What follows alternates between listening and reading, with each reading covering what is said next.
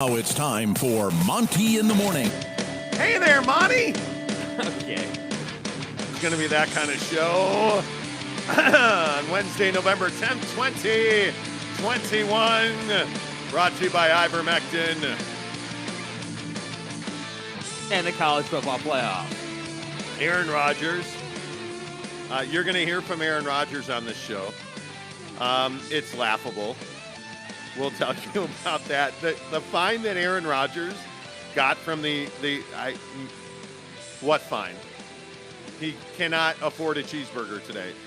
Gary Barta, the athletic director at Iowa, will be heard from on this show as we talk about the college football playoff. The Jazz did what the Jazz needed to do last night, and you have to be thrilled about that if you are a Jazz fan. We'll talk about the NBA. By the way, your boy. Everybody thinks Damian Lillard's on the move, dude. I mean, it's hard to believe he wouldn't be. I mean, not to Just say saying. I told you so, but you know. I don't know when Dame became my boy. That's your guy. What do you mean? But I mean, you know. It's always Dame time in this house. Shout to Mobamba. Yeah, how mean, many come times on. have you said that? Come on. Yeah, I like Dame a lot. Yeah, Dame time. Yeah. Oakland's finest. Yeah. We'll talk It's going to be a long show. We'll talk NBA coming up as well, but we want to start with the college football playoff right here on the Monte Show. Bro, are you okay? I feel like the college football playoff is exclusionary. It is. I really do. And I don't know, I don't know where most people come down on this. And I don't know. Are you a fan of the college football playoff? I mean, I'm a fan of us being able to talk about it and it being a thing in the sports world, but I just think that it's, again, we had last week, we had our battle to the death about, like, is the system broken? Should everybody get a fair opportunity? So, like, it does provide us with that kind of conversation, which is nice, but, like, just straight up, am I a fan of it?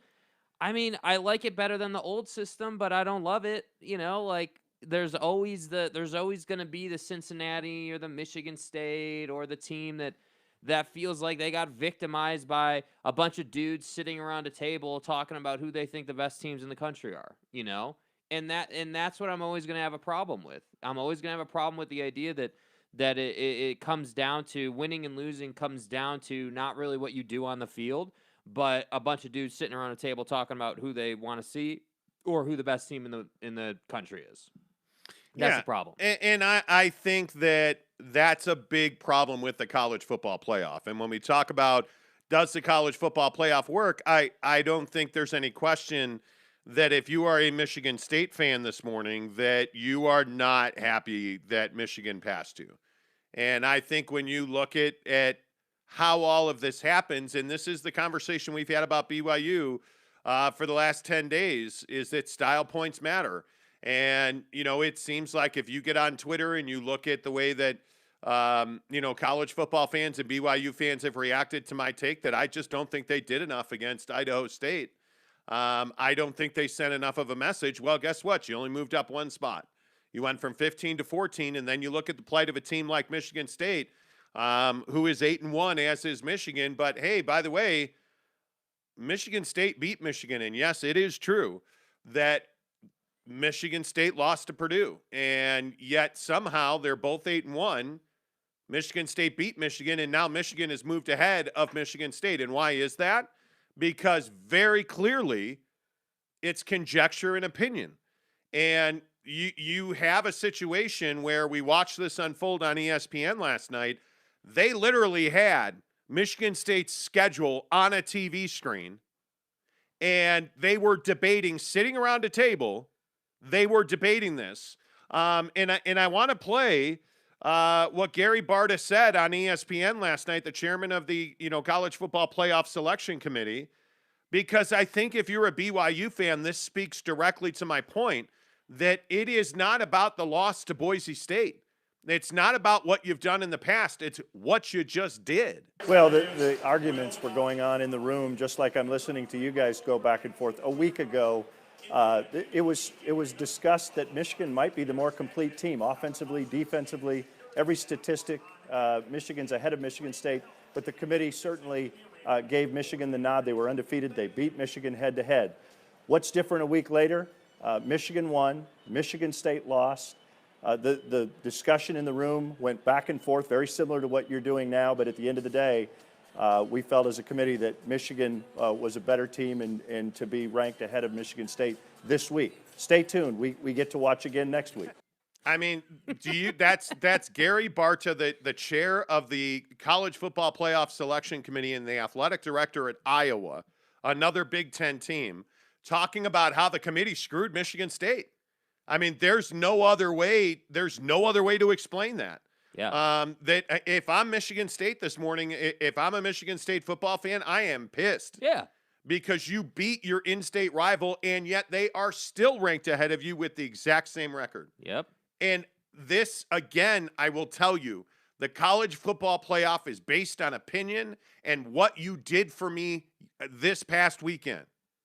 That's how the college football playoff rankings are made. And listen to what he says here at the end here about how that was last week and this is this week. I want to play this portion again because I think this is the most outside of the Michigan versus Michigan State thing from a BYU perspective. I think this is the most important part. The fact that they're talking about, hey, it's a week-to-week thing. It's not a complete package thing when we're sitting around the table. So just listen to this portion again. Every statistic, Michigan's ahead of Michigan State, but the committee certainly gave Michigan the nod. They were undefeated. They beat Michigan head-to-head. What's different a week later? Michigan won. Michigan State lost. The discussion in the room went back and forth, very similar to what you're doing now, but at the end of the day, we felt as a committee that Michigan was a better team and to be ranked ahead of Michigan State this week. Stay tuned. We get to watch again next week. So wait, they're better this week.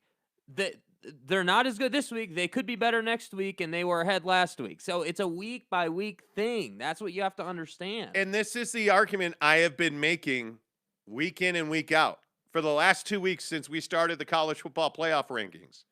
I'm telling you, putting up a 70 on Idaho State off this week. The off week is going to stagnate you, right? You're not going to fall, but you're not going to rise. You lose the momentum because so you're off. When you get to Georgia Southern, you better not take your foot off the gas. And I was talking to one of the guys I talked to at BYU last night, and he said there was some frustration at BYU that they only moved up one spot. Oh, well, what I'm saying is, well, it's all conjecture and opinion.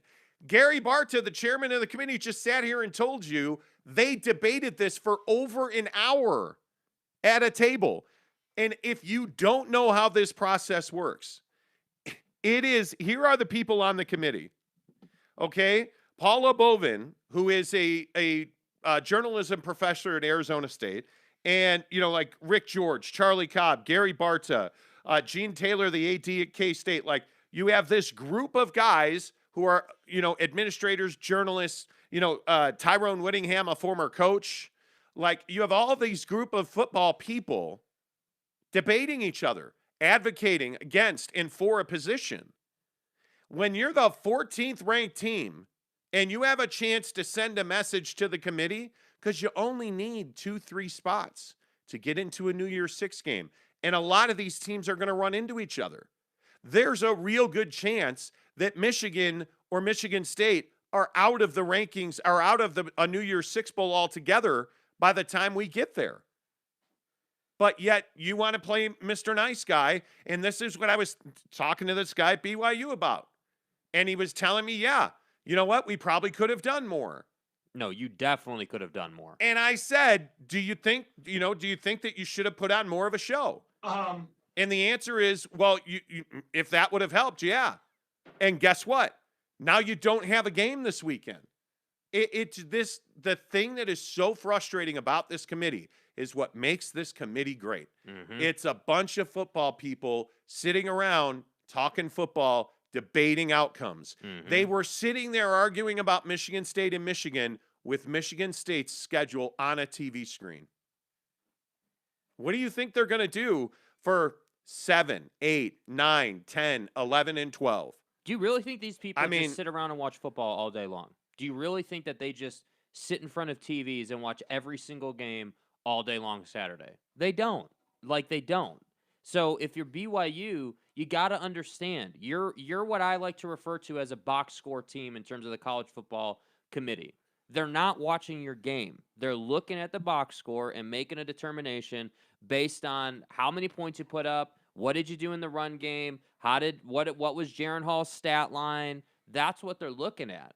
So for all the people saying, well, I mean, how many people do you think it is now? Like, at least it's got to be at least 20 or 30 people who have said to us on the show in the comments and on Twitter and around who said, well, 60 wouldn't have made much more of a difference than 59, had.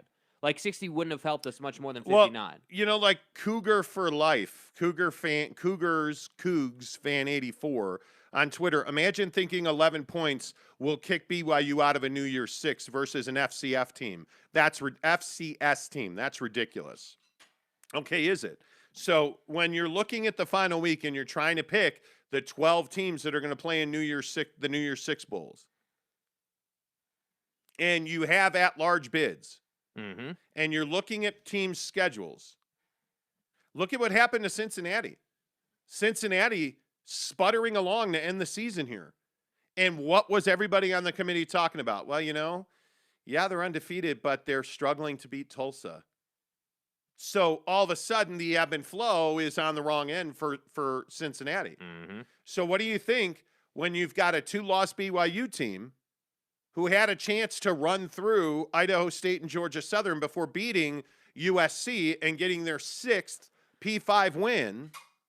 You don't think that this is meaningful at all? When you know already that Michigan State got already backslid, even though they beat the team in front of them because they lost to Purdue. Come on. This is opinion and conjecture. Yeah. This is a fashion show. That's what I'm trying to tell you. And I know that people get all hot and bothered about it, but I'm telling you, the college football playoff, you can't change it today. It needs some tweaking, there's no doubt. But you're not going to change that today, so you better play the system to get you in. And if you look at Utah's 24th all of a sudden. And Utah's got big games every week on their schedule, and you don't think that that's... And again, for all the people who are going to say, well, it's a Pac-12. The Pac-12 is not good. How could they possibly, how could the committee possibly give them that kind of credit? And all I have to say to that is, yeah, sure, Arizona's not a good team, or sure, UCLA's not a good team, or Cal's not a good team, right? Any of these, there's a lot of average-ass football teams in the Pac-12. The difference is that an Arizona nameplate is going to get a lot more credit than a Waxahachie State. But how did Utah wind up from going out of the rankings last week, not close to being in the rankings, to being in the rankings this week when they beat a mediocre Stanford team? How did that happen? Oh, I know how it happened, because they beat Stanford, another Pac-12 team that's nationally respected, 52-7. They made a statement. Devin Lloyd made the play of the week. On the road. They made a statement. Yeah. They beat Stanford 52-7 in a Pac-12 game. And by the way, on the road. By the way, if memory serves, I could be wrong, but if memory serves, UCLA lost to Stanford on the road, and I want to say Oregon lost to Stanford on the road as well. Yes. Right? So those losses are helping Utah. And that's why I'm saying when you look at this college football playoff ranking, to see Baylor one slot ahead of you is a real ball buster, right? To see that you could probably, again, conjecture, opinion based on what we've seen. My opinion is you probably, if you'd have handled your business against Boise, if you'd have put up 70 against Idaho State, you're probably 11th or 12th right now. If you'd have beat Boise, you'd be in the top 10 right now. If BYU had beaten Boise, they would be in the top 10 right now. Yeah. There's no doubt about it, because what has the committee told us? Your head-to-head necessarily doesn't matter. Yeah, let's listen again. I mean, let's listen to what the guy said again, because I know we've played a couple times, but I think it's really important. Listen to what this guy says. Well, the arguments were going on in the room, just like I'm listening to you guys go back and forth. A week ago, it was discussed that Michigan might be the more complete team, offensively, defensively, every statistic. Michigan's ahead of Michigan State. So right there, what did they just say?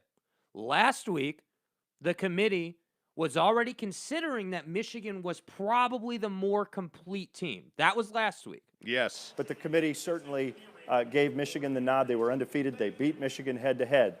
What's different a week later? Michigan won. Michigan State lost. The discussion in the room went back and forth, very similar to what you're doing now. But at the end of the day, we felt as a committee that Michigan was a better team and to be ranked ahead of Michigan State. So what is left to the imagination? Nothing. What is he telling you? Hey, we're sitting around doing what everybody else does. We're putting schedules on the TV. We're comparing head to head. And we're also taking into consideration how we felt about X team, whoever we're talking about, last week. So if we're looking at BYU, what do we know? Hey, last week you put up 59 on Idaho State. This week you're going to have a bye week. So we're not going to talk about you either way because you didn't play a football game. That's why it's so important for you to put up 70 so that those people don't forget what kind of team you are. And then after you come back from the bye week, you can put up another 60 or 70 spot and keep, fortifying your position. All I can say is how many chances do you have to put up 60-plus points three games in a row? Yeah, not as many chances as, any of the top-end teams do. I can tell you that. Because you don't have a big game left on your schedule. You don't. Like, it's unfortunate, but USC is in a very, very down cycle right now. But at least they're a nameplate, right? Yeah. At least if you put up, let's say that you put up 45 on USC. You're not putting up 70 on USC, obviously. But let's say that you were to put up 40 or 45 on USC, that's an accomplishment. That's a flex for sure. But I think the difference is that, like, against Virginia, you have this crazy-ass back-and-forth, high-scoring, just barn burner of a football game.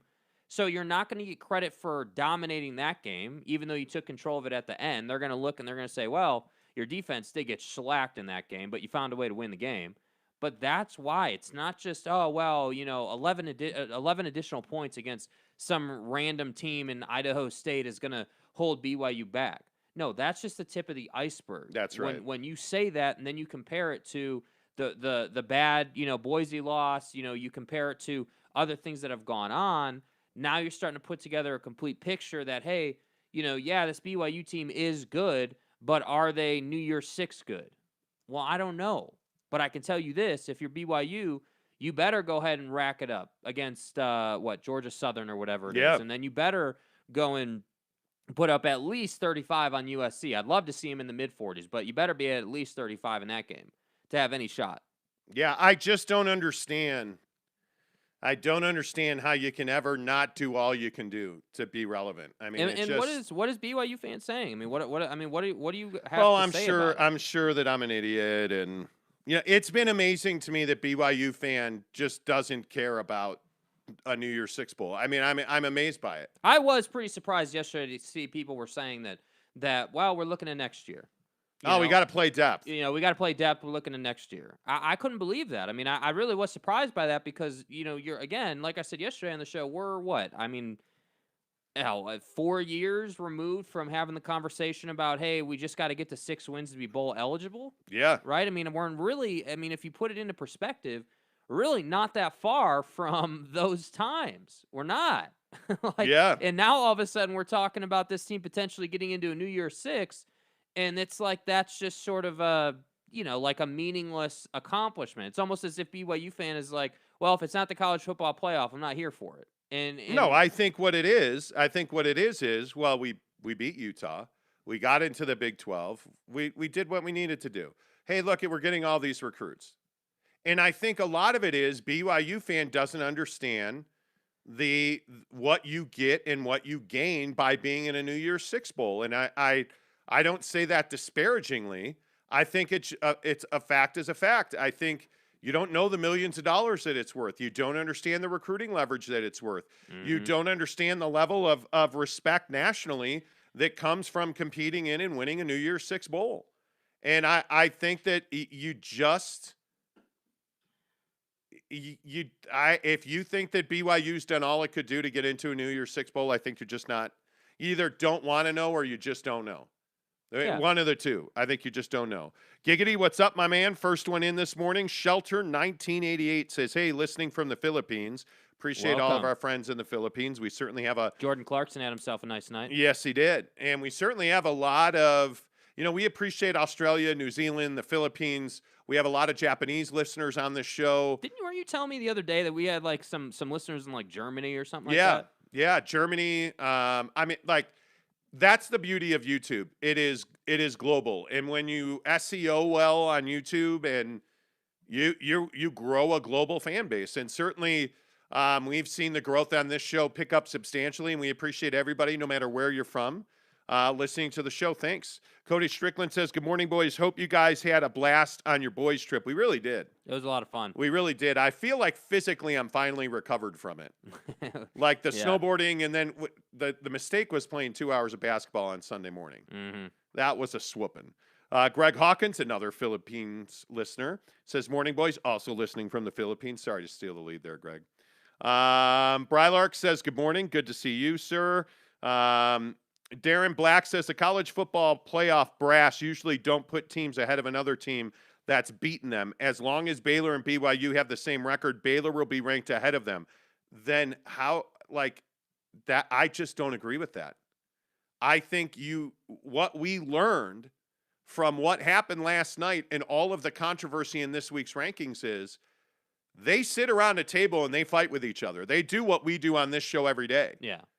And, I mean, Gary Barta, again, the chair of the committee, the AD at Iowa, straight up said on ESPN last night, yeah, we did very much what you guys are doing right now. We sit around the table and we debate it. Well, the arguments were going on in the room, just like I'm listening to you guys go back and forth. A week ago, it was discussed that Michigan might be the more complete team, offensively, defensively, every statistic.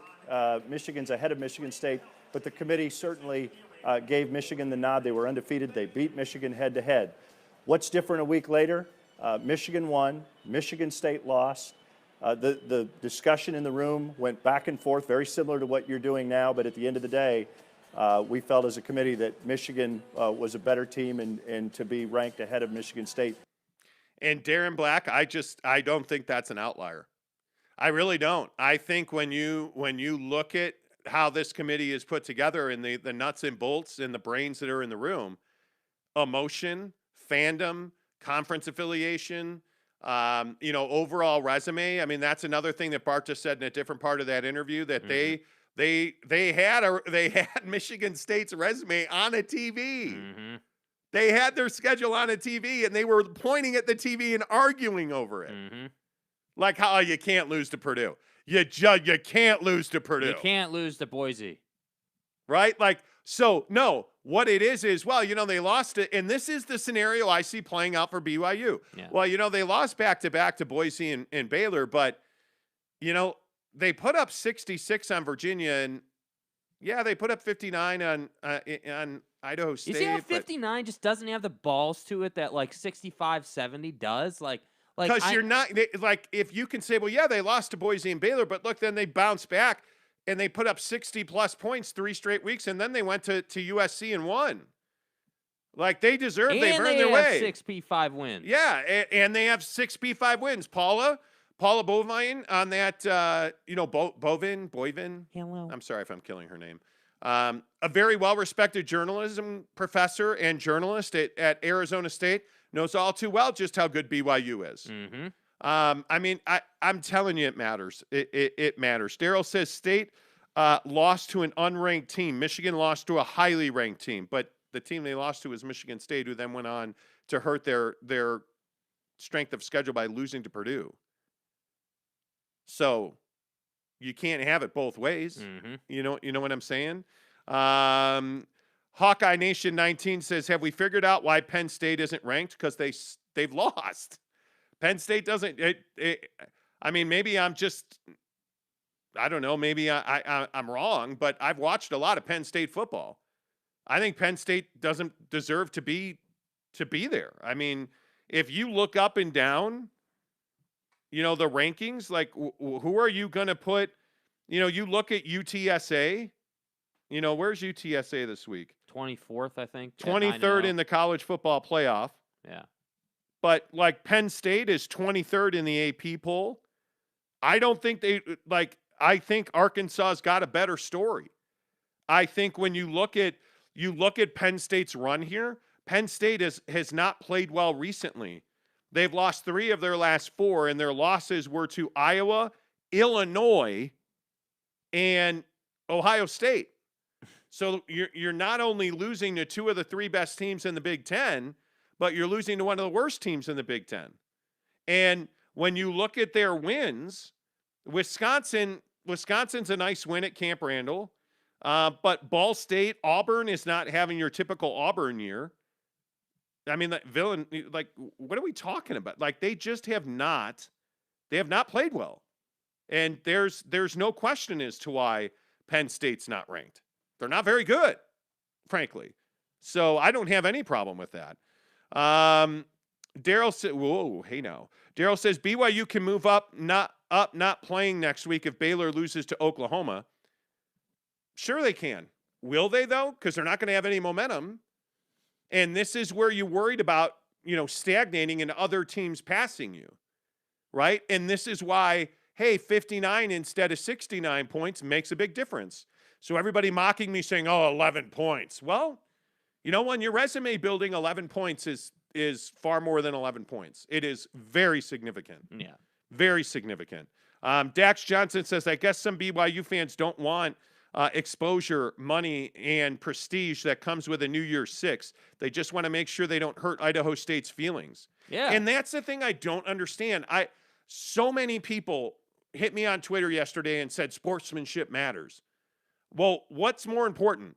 Being a sporting, football team that, we're going to not, we don't want to embarrass Idaho State.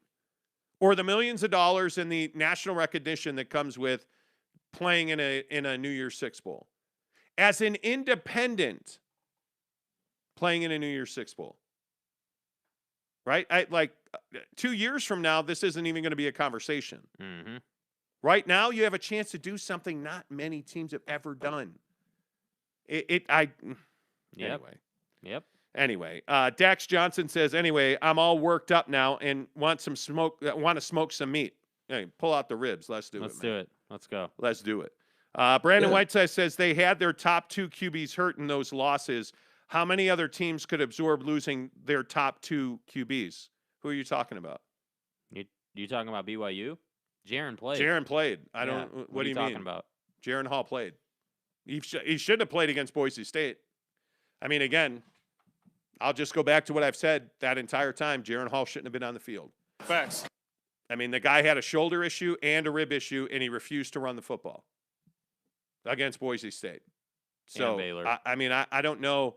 I don't know what else you can do. Well, he had that nice run against Baylor, the 56-yard run. One run. But, I think it is one of those things that really stands out to you where you can't go back and rewrite history. You only have one chance, man. It just is. It's one of those things where you have to find a way to handle your business in the moment. And I just don't, I just don't know how you go back and take another chance at history. Like, you can't do it. I hope BYU fans understand how special the moment is. I mean, to be where you are now is not an accident. You put in an awful lot of hard work. And to just write that off as, good enough is shocking to me. I'm probably overly competitive. I like to win every game that I play in. I don't like finishing second to anything in any sport at all, ever. I hate losing at pickup basketball. I hate it. It just, to me, you're in a position where you have a chance to have everything you've always said that's been taken from you. Mm-hmm. And, all those years of being a victim, all those years of playing the victim card, all those years of saying we don't have a seat at the table and nobody respects BYU and it's because we're Mormons and it's because the honor code and because Sunday play and cause. All that goes away. Oh, but now we need to be nice guys. Stupid. Come on. What are we talking about? Jeremy Bolton says, hey, you're not reading my comments on purpose? What are you talking about? Again, playing the victim card, apparently. James Knight says, shout out to Mo Bamba. Yeah, dude. Come on, bro. Mo Bamba. Yeah, come on. I'm trying to get on. Come on, man. Shout out to Mo Bamba. Yeah, shout out to Mo Bamba. Shout out to Mo Bamba. Good to see you, James. Dax Johnson says, facts. Look, the way I'll wrap up this college football playoff conversation is the system's flawed. I don't think anybody disagrees with that. I certainly don't think Michigan State disagrees with that. But I think you have everything to play for. If you are Utah, you have just this incredible opportunity. If Utah goes through everything that the Utes have been through this year, the tragic loss of 2 players, all of this conjecture and opinion about, is Kyle Whittingham retiring, just all of this craziness, the quitter kid at QB, the early season losses, to now be in a position where you're 24th and you're likely going to play in the Rose Bowl. It's unbelievable. It is the stuff of dreams. I think if you say to any Utah fan in July, hey, you guys are going to be fine, you're going to play in the Rose Bowl this year, you'd absolutely take that. Facts. You're going to play for a chance to win a conference championship. You would take that. You have. And this is what I'm so just fascinated about when it comes to BYU in this perspective. How many years have you been waiting to be in a better position than Utah? And here you are, and you don't seem to care. And that's the thing I just don't understand. I don't understand. You've almost had the perfect season at BYU. Like, even like the Built Bar, NIL, like income system pipeline stuff, the recruiting stuff, you're killing Utah on, name, image, likeness revenue. You are killing Utah recruiting. And you don't seem to care that you have a chance to play in a New Year's Six Bowl. And how are you going to feel if you don't get that bowl berth and you finish 13th in the rankings? You're 14th. You're 14th. All you need is 3-4 spots. You're 14th. Are you serious right now? Anyway. Joel Alonso says, miss you guys in Phoenix. Hey, Joel, good to see you, man. Appreciate you being here. Cam Harrison says, BYU playing at a P5 level. Can they do better? Absolutely. Good morning, guys. I need strawberry Pop-Tarts, LOL. You need strawberry Pop-Tarts for sure. Facts. I think strawberry Pop-Tarts are underrated. Well, you're a Pop-Tart guy, though. I am not for a long time now. I actually have guilt we didn't work out yesterday. Like, we weren't able to work out in the afternoon yesterday. And then we're going to work out after work, but Jake came over and he was curled up on the floor over here in a fetal position. 3/4 of this is inaccurate. So we didn't wind up working out. We went to Cafe Rio and had chicken, lettuce, pico tacos. Fact. But I'm proud of you. Hey, our boy's grown up, by the way. Yeah, please respect my privacy. Next question. Yeah, our boy's grown up. He's gone through puberty again. I want to congratulate you. Okay, here we go. Jake didn't have a chicken burrito at Cafe Rio last night. Makes me want to puke. You had a pork burrito last night. Where are we at in society today? Yeah, I don't know. Now look, it was still a burrito, so maybe only one testicle dropped. But you had a pork burrito instead of a chicken burrito, man. I am so proud of you. Yeah, I mean, wow, just a crowning achievement in my life. It's unbelievable. Yeah. Like, I feel like this is there's a little more hair on your chest. You weren't expecting this one. Yeah, you're a monkey. There's no chance Thanks. that you have any more hair than you could possibly already Thanks, have. yeah, You're ape. Right. But I mean, you still don't drink your protein shake. Yeah, I've been immunized. Exactly. But our boy went away from a chicken burrito last night. Yeah, man. I mean, I just felt like, I wanted that barbacoa pork, and it was good. It was good. I mean, I don't know, what else do you say? It was good. Yeah. Yeah. Brylark says, feel free to hate me, but cherry Pop-Tarts are underrated. Oh my God, cherry anything's underrated. Costco sells a black cherry jam that is, I mean, dude, it might as well be a fleshlight. Like, I mean, that thing. I want it. Wow. Way too much. Wow. But that cherry jam at Costco, dude, I'm on that. Yeah. Right. Like, Even black cherry amino energy, amazing. I love black cherry, anything. I'm all here for that. Ramiro says cherry anything is bomb ass. Exactly right. Yeah. Exactly right. You want to go Aaron Rodgers or the Utah Jazz? Let's go Aaron Rodgers. Okay. So Aaron Rodgers subscribe to this channel so he has a chance to win this Xbox Series S. All you have to do is subscribe and then take a picture that you're subscribed and tag us on Twitter, Instagram, or TikTok. The Monty Show, that's me. Hey, how are you there? The Monty Show, MONTY The Monty Show, or SLC Pork Burrito Supercars. SLC Supercars is Jake right there. Yeah, it was a good burrito. I mean, it was. I'm so proud of you. Yeah.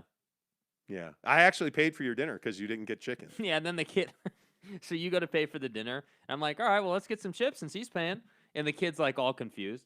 He's like, do you actually want chips? You guys really want chips? Do you really want chips? Yeah. No, douche. I'm just asking for chips for no reason. Yes, I want chips. So I'm the guy that likes to get weird in public. And so we're walking out, and these two kids walked in, and I was like, Jake, I'm proud of you. It's like you went through puberty all over again. And you're like, stop. And just It's terrible, dude. It's terrible, bro. That's not what we're about. Yeah, Yes, it like, is. Come on, dude. Yes, it is. Like, Talking about, like, in the bathroom in a busy truck stop, Flying J the other day, going to the bathroom, and I'm like, oh, my God. And just kind of scruff it and play with it when it's wet. Oh, this is amazing. And I'll like say to Jake, man, do you think they're going to make me pay for this urinal? Because I'm pissing through the back of it right now. And Jake's like, stop, please. Please stop it. Don't. Yeah, next question. You get so upset about it. Cam Harrison says Black Cherry Monster was the best. They don't make it anymore. No, I know they don't. Fat Jesus says I can never eat jam again. Probably shouldn't. If you're getting steak burritos at Costa Rio Cafe Vita, Well done. feel free to drive your way out of town. He was getting pork. I'm not a steak burrito guy. You're a Cafe Rio guy. I am a Cafe Rio guy because I don't like the poison that Chipotle serves The you. poison. So I am all about like pork or chicken. I'm not, I like that white meat. Wow. Anyway, all right, let's Wow. talk. Let's talk Aaron Rodgers and ivermectin. Why is he still talking? First of all, the NFL fined the Green Bay Packers $300,000. And they fined Aaron Rodgers and another teammate $14,650. I really don't care if you think it's sus. I mean, I genuinely think Aaron Rodgers spends $14,000 on hair grease every day. I mean, what is that? $5-10 to him? Yeah. $300,000 to $1 billion organization. I mean, they got a free pass. Aaron Rodgers, for those of you who don't know, got COVID, because you must know he had COVID, right? Got COVID, missed a game, and they think he got COVID at a Halloween party. Yeah, I've been immunized. And he's unvaccinated. So as an unvaccinated player in the NFL, you are not allowed to meet in large groups of more than 3. Unless you're at the team facility. Unless you're vaccinated. And he's not vaccinated. He went to a Halloween party, and it looks like he got COVID at the Halloween party. And that's how he got outed as a liar. And then he went on the Pat McAfee show last week and talked about how he did not consult team physicians or his personal doctor. He went to Joe Rogan for medical advice. And then he went back on the Pat McAfee show yesterday and said this. So I just want to start off this show by acknowledging that, I made some comments that people might have felt were misleading. You don't say. Wait a minute, hang on. I'm sorry. I thought you said might have felt were misleading. You don't say.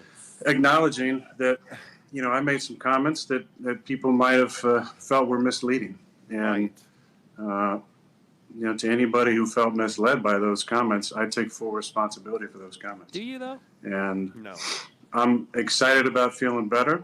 I'm Are excited about moving forward and hopefully getting back with my team and getting back to doing what I do best, and that's playing ball. It's been tough to be away from it.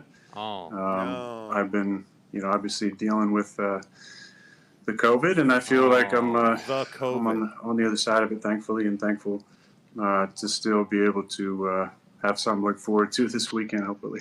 Well, let me just recap that for you. Here's what Aaron Rodgers said. Yeah, I've been immunized. I lied. It made people feel uncomfortable, but fuck off, because I don't care if you felt uncomfortable, because I'm just going to go ahead and go back and play football. Yeah, I've been immunized. All right, we'll see you this weekend. Thanks, Packer Sheep. Just keep buying your tickets. And don't forget, when you go by the team store, those good old number 12 jerseys are right there up front. You know, I made some comments that people might have felt were misleading. Misleading. Because you lied, is, you know. Yeah, I've been immunized. Bro, what are you talking The about? guy straight up asked him, hey, have you been vaccinated, and what are your feelings on it? Yeah, I've been immunized. I've been immunized. So you lied. Misleading? Anyway. You know, I made some comments that people might have felt were misleading. What? Aaron, dude. He got a free pass from the NFL. I mean, I guess, can we just talk about the disaster that has been the NFL Yeah, for the last it's embarrassing. couple of weeks? I would just like to point out, and I do not joke at all. Oh, in the YouTube comments, in the Twitter comments, in the Twitter DM. Oh boy. Is vanishing mode on? Jock, Jock,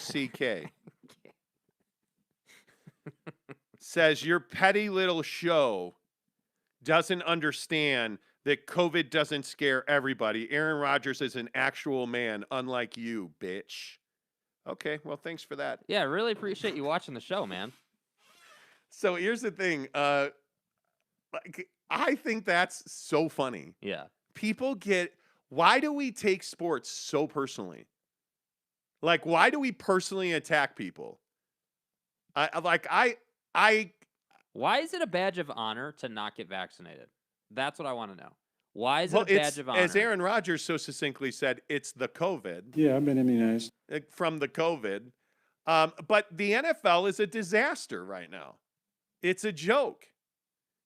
Do you not understand, like, the whole John Gruden thing, where he made racist comments about NFLPA Executive Director DeMaurice Smith's lips and sent photos and got fired? And then you have Henry Ruggs, the now former Oakland, Las Vegas Raider wide receiver, driving his Corvette at 154 miles an hour while under the influence and making contact with a young woman in a RAV4 at 126 miles an hour. And the woman and her dog are dead. Henry Ruggs is in jail. And now you have this Dalvin Cook situation that came up yesterday. Did anybody see this story? Dalvin Cook has been the victim of a conspiracy, and, you know, they're describing it as a home invasion where a female sergeant from the military, the United States military, broke into his house and maced him and a friend and then, you know, like physically assaulted them. Or at least that's a story that Dalvin Cook's side is telling. Well, an ex-girlfriend of Dalvin Cook's released text messages, including pictures last night, where Dalvin Cook pretty much admits that he beat this woman. And she says to him, you know, hey, I have bruises on my face. And he's like, well, hey, won't you come back to me, babe? Like, the NFL's a wreck. And then there's absolute favoritism going on with Aaron Rodgers and the Green Bay Packers. Mm-hmm. The NFL knew he was unvaccinated. The Packers knew he was unvaccinated. Did anybody force him to wear a mask in public settings, which is in the NFLPA agreed to COVID protocols? You're Aaron fucking Rodgers. But I guess you don't have to wear a mask because you don't agree with the policy. Yeah, I've been immunized. The NFL is a disaster. It's a joke. It's embarrassing.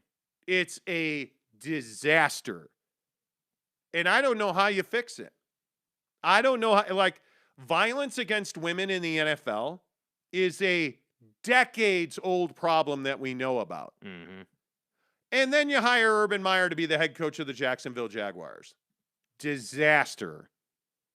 Like your best, most popular players are having terrible seasons. The NFL's a wreck, man, and you can't tell me that none of this matters. You can't tell me none of this matters. You know, like I don't know, man. Yeah, I mean, I think that you know, COVID-19 has changed things forever, and I think that, you know, whether we're talking Aaron Rodgers or NFL athletes beating women, you know, the more things change, the more they stay the same. Which is to say that the NFL had a couple years there where there were no domestic violence cases and everything was fine. And now we're just right back to it. And I think that, you know, I'll say again now what I said 5 years ago when the Zeke thing was happening. I just think that the NFL has a responsibility, and they never seem to live up to it. And Roger Goodell always wants to play from behind, which is to say he never wants to be proactive about taking care of things. No. And I think that, you know, I guess I understand the stance of, hey, we can't do anything until we have, you know, until the legal process is played out. And like the Deshaun Watson thing is another perfect example. You know, like you have a situation where there's no tangible suit against Buddy, and he's losing millions of dollars in an entire season to this, and he's not going to be traded, and it's just crazy, dude. And I don't know if you're an NFL player, I don't know how you risk anything anymore. You got to stay out of trouble and just be a football player for 10 years. So it turns out this Packer fan lives here in Utah, and he's cursing me out. And he's like, "You're just anti-BYU because you don't like our church." So How does that make any sense? So wait, we're anti-BYU. Okay. And then your church. So wait, where in the church doctrine does it say to curse people out and call them names because they disagree with you? Wow. And then he's like, "I bet you're going to block me." Hey, man, I don't block people. Ever. God bless. Yeah, knock yourself out. You want? I mean, listen, dude, you can curse and do everything you want. That's fine. We're not going to block you. It just shows us and everybody else. But why are you? And the other thing is, why are you doing it in vanishing mode? Why aren't you just tweeting that at me, or you know? Yeah, be accountable publicly. Oh, can't do that, can we? Yeah, that wouldn't live up to the morals So of your air quotes church. Do you block people? I don't No. block anybody. No, you know what it is? I used to block people like a long time ago when I first got on Twitter, but now it's just like, dude, if you people are going to get on Twitter and do whatever they want to do. And at the end of the day, you can curse and you know, think that that's somehow like a, you know, a power position for you or something, but at the end of the day, here's the facts of the case. You're here watching the show.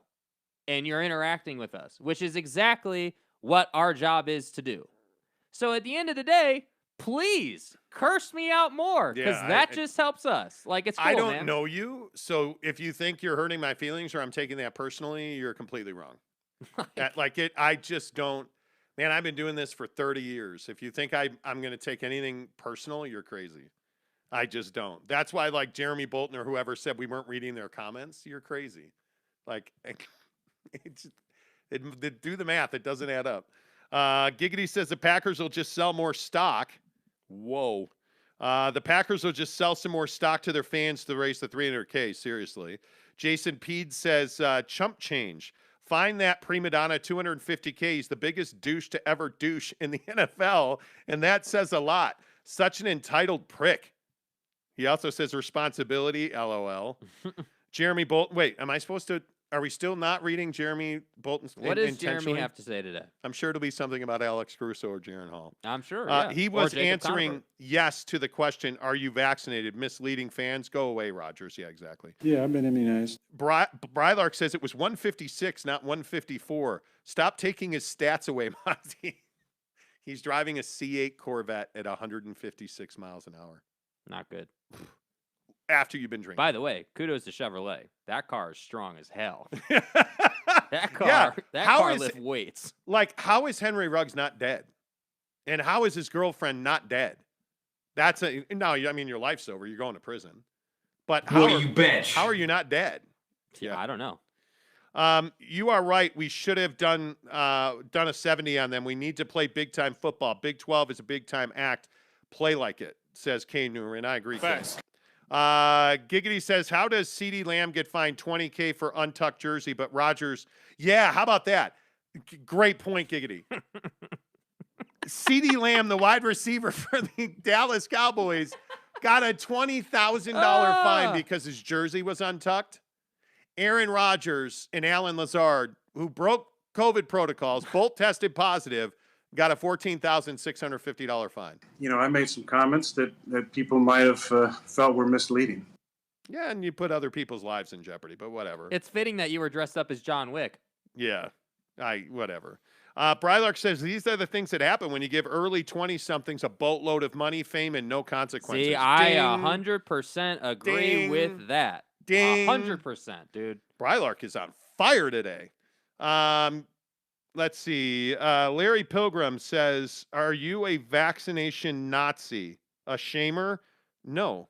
Stop attacking people who don't want to take the gene therapy vaccine. Hey, bro. Gene therapy. Nobody is saying that Aaron Rodgers, nobody's attacking Aaron Rodgers for being unvaccinated. Nazis. Yeah, we're not Nazis. Nobody's attacking Aaron Rodgers for being unvaccinated, Larry. Dude said gene therapy.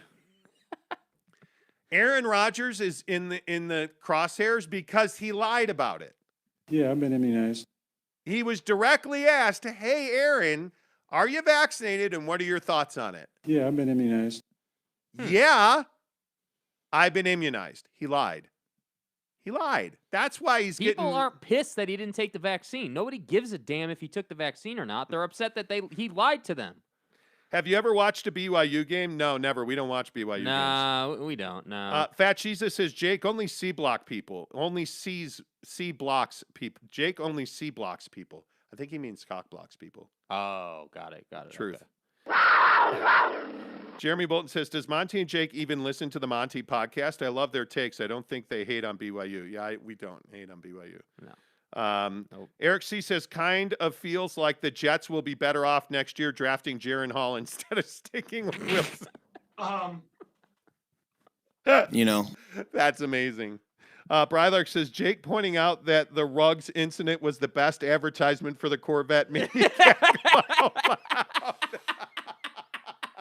Is it not? Is it not? I mean, I ain't saying you wrong, but I'm also ain't saying you should be saying. Sorry, folks. That's what it is. Saying the stuff. Facts. Look, man, there's a girl and her dog that are dead. Well, Toyota But needs to work that on frame game, from Chevy. What is wrong with you? By the way, have you taken your steroids? There's another, do you guys take steroids thing? Okay, no, we don't take steroids. I really don't care if you think it's sus. It's Ghost peanut butter cereal milk protein and I can't think of the, oh my God. Creatine. Yeah, I've been immunized. Exactly right. All right, real quick on the Jazz. How about the Jazz doing the job last night? Yeah. This was the game the Utah Jazz needed. Mm-hmm. Like if we're talking about if we're talking about the Utah Jazz and the getting that swag back, getting that good feeling back. I mean, now let's be honest. Royce O'Neal should not be staring at his hand running down the court. Royce, stop. But 110-98 over the Atlanta Hawks is a good win. Comfortable win. Yeah, I mean, you absolutely dominated long stretches of that game. Now, I wish that, like Herter hadn't had 28 and Trey hadn't had 27, but you still won the game by 12 points. And it's because Donovan Mitchell really was very confident attacking the basket. Although you said something that I now agree with. Occasionally he looks a little off physically. Yeah, it's not that he looks like he's got a major injury or, like he's, dealing with something. There are just times where I watch him run up and down the floor and I'm like, he just looks like he's, I don't know, like I don't feel like gimpy's the right word, but he's just kind of. He's not as fluid as we're used to seeing him. He just kind of looks a bit stiff almost. Like it's just interesting. And then he goes and breaks someone off and you're like, he's fine. And it's just kind of this, I don't know. It's just an observation I had. I'm not saying he's playing hurt or anything's wrong. I was like, does he not look like a little stiff? Like, does he not look like like he's a bit hesitant or something. But by the way, his handle has gotten better. Yeah, I mean, listen, last night I think, his ability to control a game was on full display. I mean, you're talking about Donovan being basically this cool, calm, collected killer on the floor. I mean, choosing his spots, getting to high percentage looks. And I really like, to be honest with you, I really like the fact that he's working the mid-range more. And this is something that we talked about quite a bit, at the end of last season. And it's been something that we've been looking for to start this season, which is not to be so reliant in his individual game on the three. Yes, do you want him taking 5 to 7 threes a game? Absolutely. You want him to. He'll make those. But I also want to see him, breaking dudes off on that, under drag between his legs at the elbow. That was beautiful. I was like, God damn, like it's about time. I've been waiting for this. Yeah. And so what does that do? It gets the crowd into it. You can feel the momentum. But again, I also want to point out, if you look at his box score, what do we have from Rudy Gobert? And it's not a criticism, but I want to keep pointing out this trend because I don't think people buy into this, but I'm going to keep pointing it out.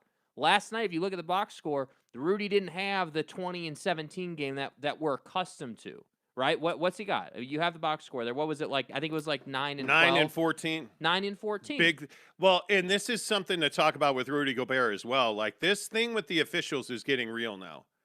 Because he complains on every call. Like that foul on Clint Capella early in the game.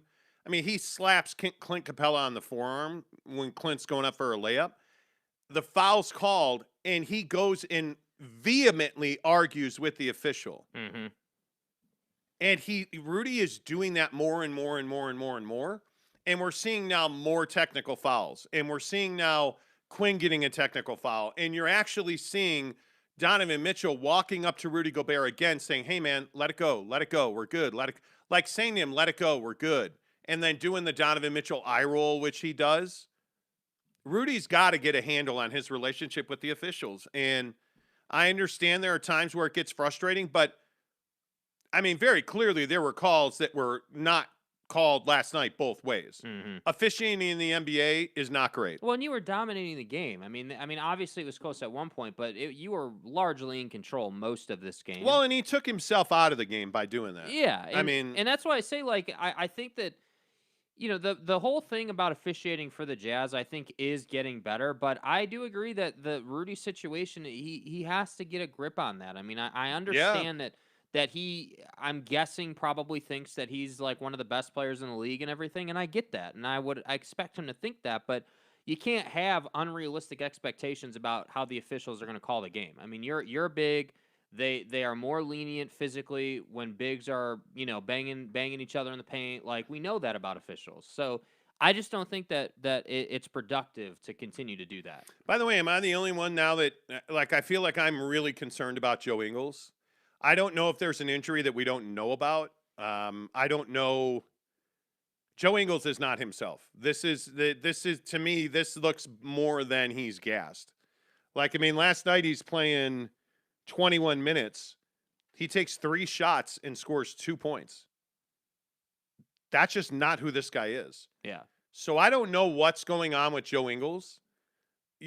I'm not the guy, like last night on Twitter, somebody said that, he's trash. Joe Ingles is not trash.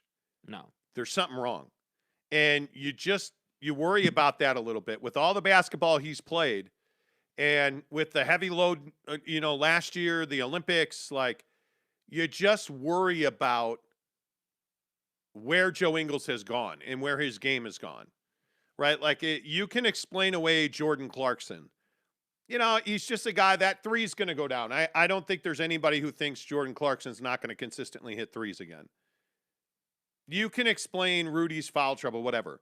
I don't have an explanation for how Joe Ingles is playing right now. And I'm sure, James Knight, you're going to freak out on us. And listen, I'm not saying that Joe's a bad player. I'm telling you, I think there's something wrong with Joe Ingles. I don't know what that is, if that's an injury or he's a very low-maintenance dude. My guess is he's just tired. I mean, again, not to be redundant, I know I just said this, but when you go through the NBA season where you played a ton of minutes, you were on the ball a lot, like, then you go through the playoffs, then you go through the Olympics, a short summer, Joe Ingles may just be out of gas. I mean, am I making too I don't much of think you're that? making too much of it. I just think that, I don't know. It's hard for us to really say definitively what's going on. I mean, we're early in the season. I don't think he has an injury, but yeah, I mean, that could be the case. I mean, I think the rigor of the NBA schedule is very high. I Yeah. mean, it is a very physical league. I mean, you're talking about the best athletes in the world, and most of those guys are 10 years younger than you are. Yes. Yeah. So again, it's not to say that Joe sucks or he's a bad player or anything like that, but I think you have to be realistic.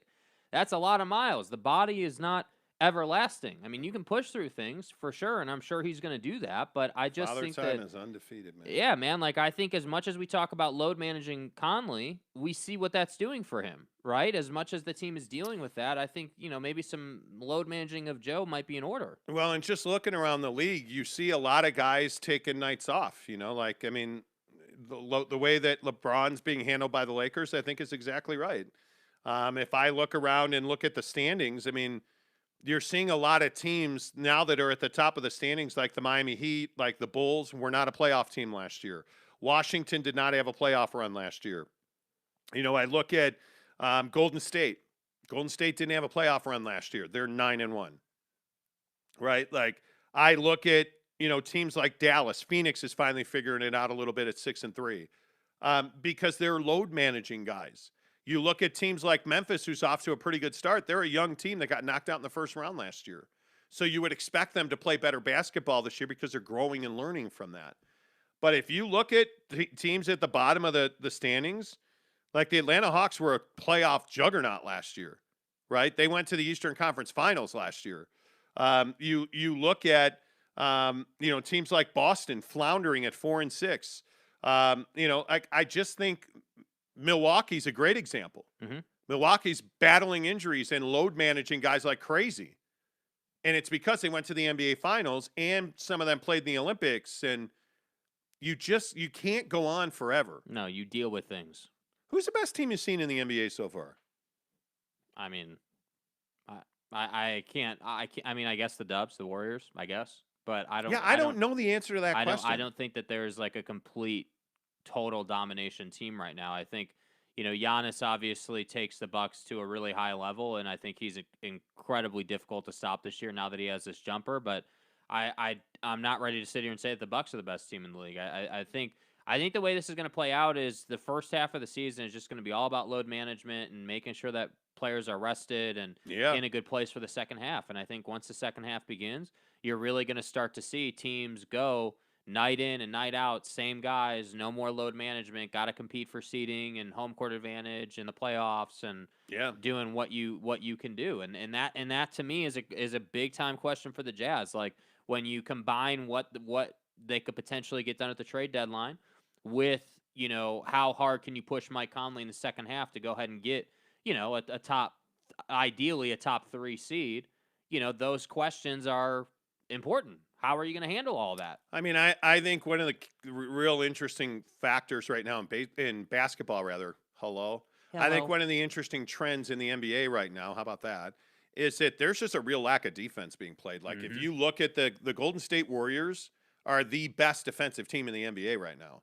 And I think you're seeing that because they're tenacious on defense. They're experienced on defense. But if you look up and down the standings, like the Dallas Mavericks are not a good defensive team. The Suns are giving up 110 points a game. Yeah, that's rough. And that was one of the best defensive teams in the league last year. How the Lakers are giving up 112 points a game, and that was the best defensive team in the NBA last year.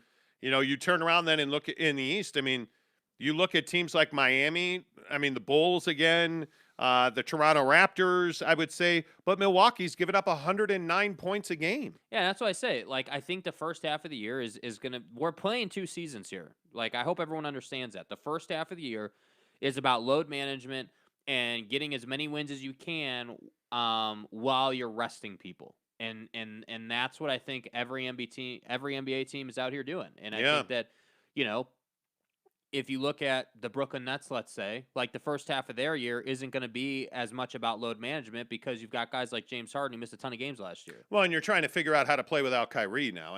So because that's a terrible defensive team. Yeah, so like you have things you're working on, but like I don't know. I just think that if you're watching the NBA and you're an avid person watching the game, just pay attention to how much resting is going on and how guys are not coming back typically when they would in the game. They're coming back 5, 6, 7, 8 minutes later. And Brooklyn's an interesting landing spot for Jaylen Brown too, by the way. Yeah. There are some people who think he could end up there in a 3-team deal. I mean, I guess ultimately this comes down to what do you do with Kyrie Irving? What does Kyrie Irving do with Kyrie Irving? Is he tradable right now? Knowing he's an unvaccinated player, he can't play in California. Yeah. I mean, is Kyrie Irving tradable right now? Part of me feels like he's not.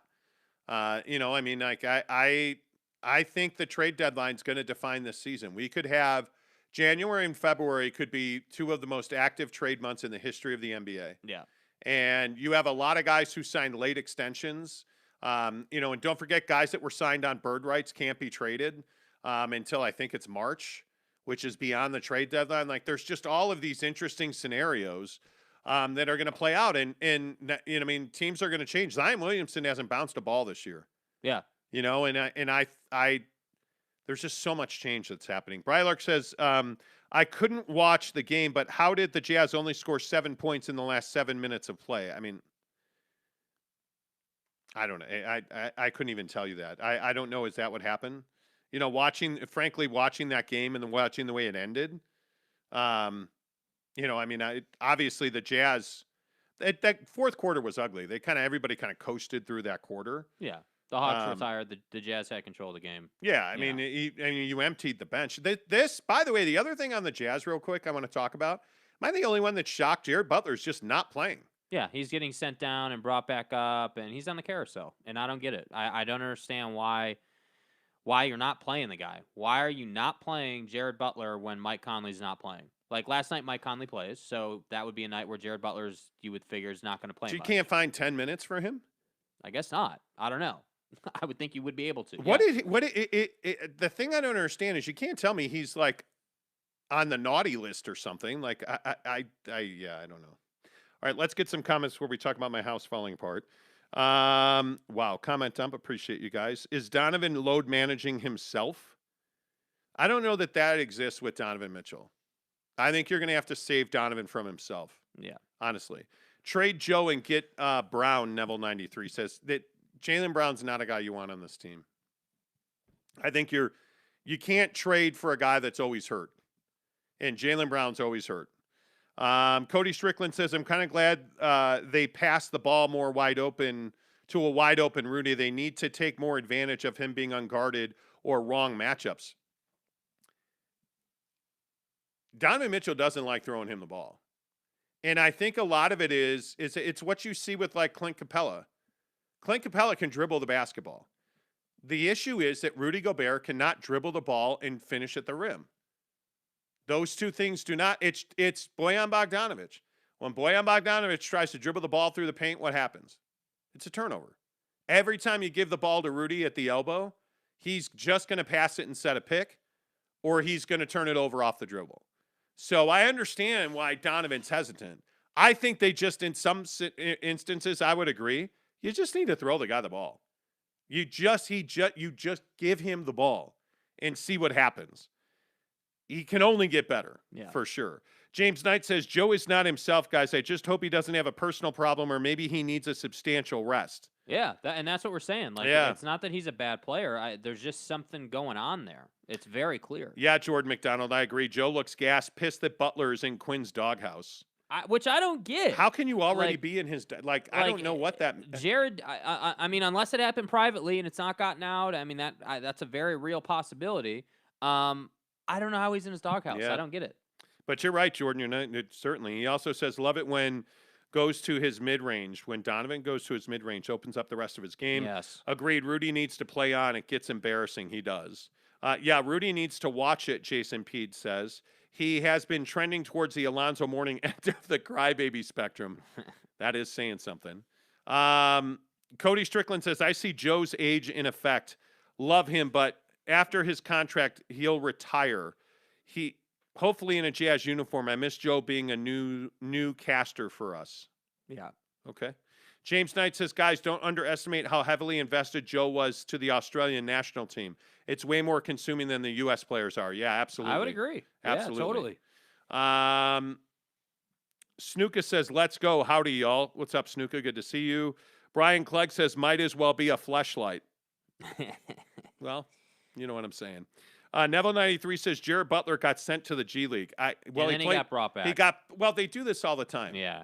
He played a minute last night, but I don't understand. Like, is it practice time? Yes. They sent him down for practice and they brought him back up. I mean, yeah, I guess. Brian Clegg says pork burrito. Exactly right.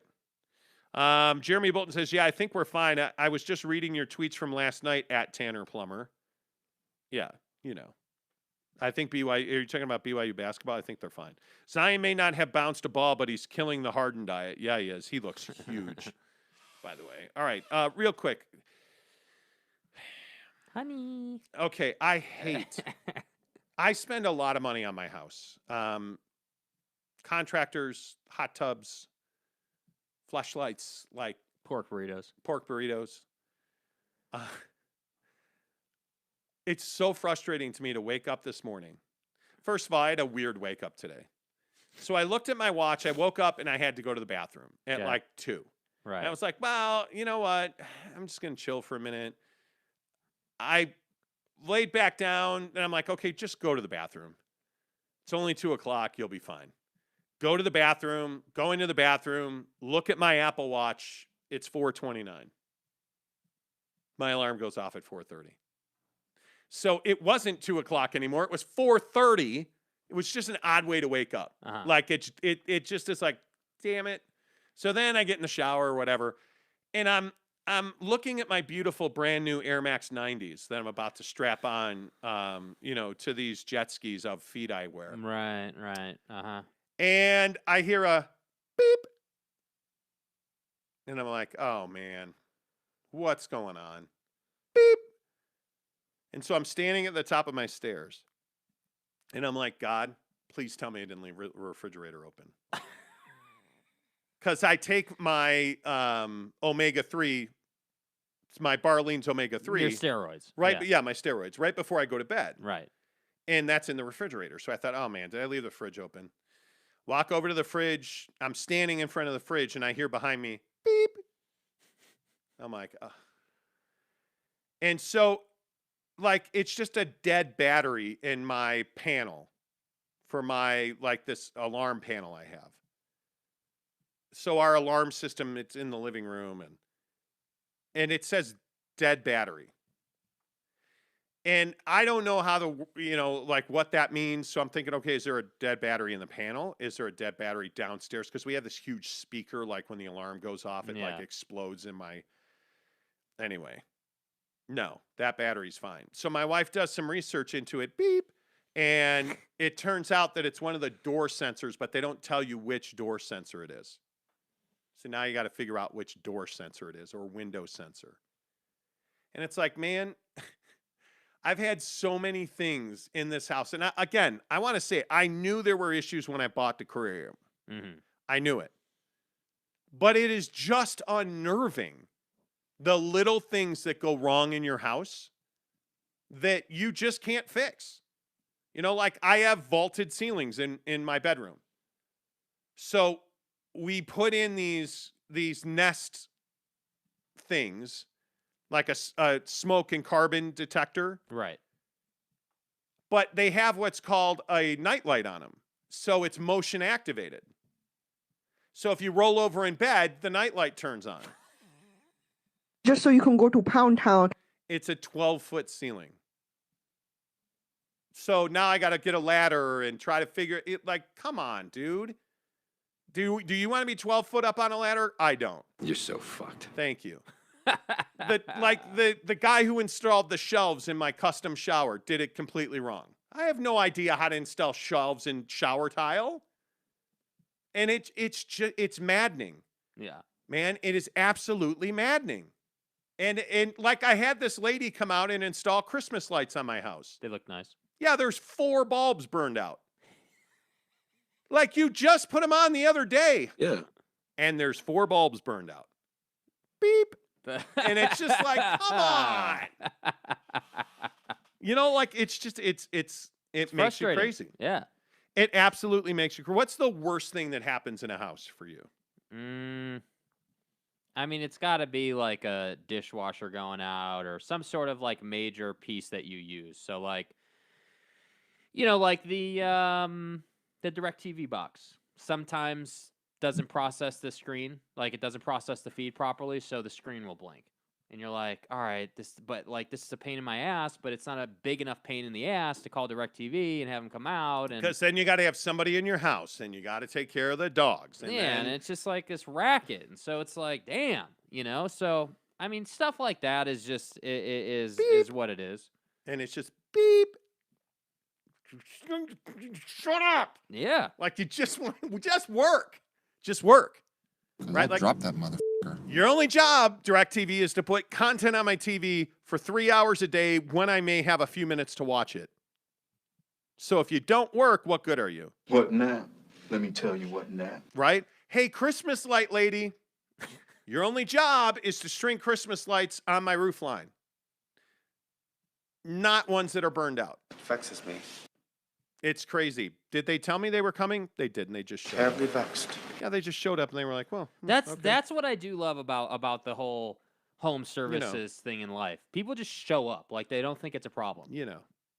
Fat Jesus says you're the Charlie Brown of homeowners. Yeah, I kind of feel like that. Yeah. The Hey, they Christmas show tree up. light, the Christmas light lady just pulled the football away. Yeah. You just show up. Like, again, not to keep talking about my contractor, but I finally found a contractor I like. Yeah. Like, Wayman Brothers. I know when they're coming. Like, I owed him payment for replacing my back door. He texted me and he said, hey, I need to stop by. When's a good time? Well, hey, XYZ. And I said, hey, when you get here, can you text me because I'm on the phone all day? Yep, no problem. Got here, texted me, went upstairs, handed him a check. Hasta la see ya. Very simple. Very simple. Not rocket difficult. science. Not difficult. It's not rocket And science. the back door's great. Now, my prima donna dog won't go through the dog door. I want more. Anyway. I'm telling you, it was very fitting that thing was like, beep. Yeah. Yeah. Why don't you block people? Well, I don't block people because there's just no benefit in it. Why do people want us to block people? There's some people watching on delay, I'm guessing, and commenting on the B word. Yeah. Brian Clegg says, wow, they called you a B word, Monty. Yeah. They did. Shout to Mo Bamba. Mo Bamba. I don't block people because it's bad for business. It's bad for business. If you want to make it personal, hey, it's not personal because I don't know you, and my feelings are pretty well bulletproof. You're going to have to go. I mean, I've been called everything from fat to stupid to a B word. Today, a B word's pretty inflammatory, but I don't care. I don't know you. I don't know who you are. And he sent me a bunch more vanishing messages about, the church, and I shouldn't have said that. And, well, it's too late. You did say it. You did. God hates you. Like there's nothing I can do about that. I'm a man. You're going to hell. Monty, you need to simplify your life. I should just call Vivin. Yeah, just be a simp. How did the Audi go on the trip, Tim? Oh, it was amazing. We told the story yesterday, I think. Yeah, we did. Yeah, we literally, there were a 3-hour stretch where we were doing 100 miles an hour. Like the Audi is just a rocket ship. Yeah, dude. Cruiser. I mean, speaking of fleshlights, that thing man. is just a rocket ship. Facts. Yeah. And then of course we left Mammoth, and what happened? They got a ton of snow. It dumped snow at Mammoth. Assholes. And there was no wind. It was perfect snowboarding conditions. Douchebags. Yeah, the Audi was amazing. Hey, are you guys going to do a public meet and greet anytime soon? There's no plan to. We actually have a lot of travel coming up, Jeff, that will preclude us from, a bunch of people have asked us about meeting up at a Jazz game. It's going to be a minute before we go to a Jazz game because we're going to be in Hawaii 2 weeks from today. What's today? Today is Wednesday the 10th. 2 weeks from today, we're all flying to Maui for Thanksgiving. No, you can't go, and my life is amazing. But we'll be gone in Maui for 10 days. Then we come back, and then we're off the last 2 weeks of the year. And there's going to be a snowboarding trip in there. Like, it probably right mid-February around my birthday, I would think. But then for my birthday, I'm going to Denver to snowboard. So, yeah. I mean, if you snowboard, we probably could put something together. When's your last show, guys? Well, hopefully not for about 30, 40 years. but we'll see. Who knows? Our last show will be Monday the 22nd because you leave the 23rd. The morning of the 23rd. Yeah. Jake's going to L.A. to have taco surf. Yeah, damn right. Dick. Chicken burrito, please. Anyway, the point is, don't get a chicken burrito. The point is, Monday the 22nd will be our last show for November. And then we'll be back the first 2 weeks of December. And then we out this piece for a couple of weeks. Mm-hmm. So we'll see. Weasley25 says broken water line. Oh my God, bite your tongue. Yeah, don't. Do not say that out loud. Fat Jesus says, isn't every day a meet and greet with you at Cafe Rio? It really is. I eat Cafe Rio probably 3-4 times a week. Chicken tacos with lettuce and pico. No, you get the same thing every time. Well, you got to because- diversify. No, not when you're on macros, you don't diversify. When you're trying to stay under 3,000 calories every day. Just take it nice and easy, okay? Just relax. By the way, I figured out, and we're way late now, but by the way, I figured out that, it turns out I've not been eating 3,000 calories. I've been eating about 2,000 calories, 2,100 calories. How's that? I'm an idiot. I thought there were far more calories in my frozen vegetables than there are. Gotcha. And there's not. There's 240 calories for an entire bag.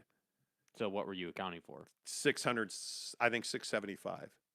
That's a lot.